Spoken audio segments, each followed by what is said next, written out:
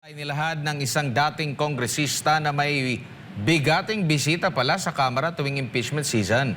Nilahad rin niya kung ano ang bagong termino ng pork barrel. Si MJ Mondihar sa balita.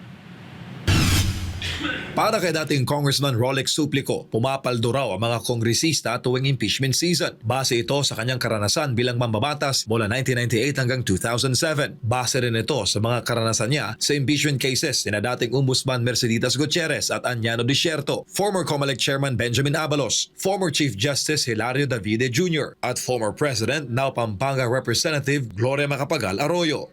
5 ang nasalinan ko na impeachment proceedings dyan po sa Kamara. At sa lahat na impeachment na ito, makikita mo ang kamay ng Pangulo o ng executive branch ng gobyerno. At sa panayam sa SMNI News, iginit ni Attorney Suplico na sa tuwing may impeachment, may stulang Pasko raw sa Kongreso.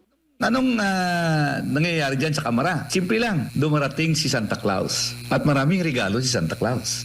At ang mga pangangailangan ng congressman ay nasasagot nila. Gihit pa ni Attorney Suplico na pare-parehas lang mga pabor na ibinibigay ng Malacanang noong panahon niya at sa panahon ngayon. Ano bang pangangailangan? Well, una, projects, releases, ano pa, appointments. Minsan may cash pa nga ako naririnig eh. Yung mga kaibigan ko nagsasabi sa akin may cash pa eh. So, nung araw madalas sabihin ko, wag muna kayo magbigay, mababa pa yung offer. Hintayin nyo muna tumaas pa. Ganun Admar, MJ Hindi ko sinabi na nangyayari ngayon ito. Hindi ko naman sinabi na nagkakaroon ng Santos dyan sa Kamara de Representantes.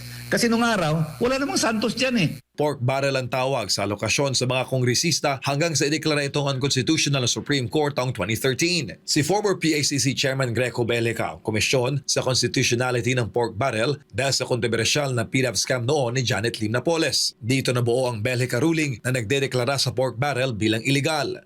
Nung panahon ko, yung allocation mo na 70 million ay pinipublish yun sa isang newspaper, nationwide newspaper. So nakikita mo yon. After 2013, wala na. Wala ka nakikita. Umano na. Nagtago na ang pork barrel. In fact, ang pangalan niya, hindi natin alam.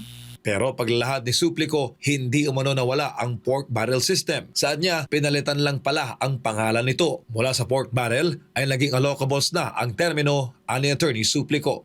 Ang pangalan na allocables, lumabas lang po yan noong December. At ang allocation ng mga congressman, hindi natin alam eh. Doon sa distrito namin, sa 5th District, ngayon lang namin nalaman, parang January lang namin nalaman eh, na 1.5 billion pala. Billion at ang pangalan pala nito ay allocables. So, bakit sikreto? Pera natin yun eh. Bakit sikreto? May tinatago ba dito? Well, ang tinatago dyan kasi hinot-hot yan nila. Para sa Diyos at sa Pilipinas kung mahal, MJ Mondihar, SMNI News.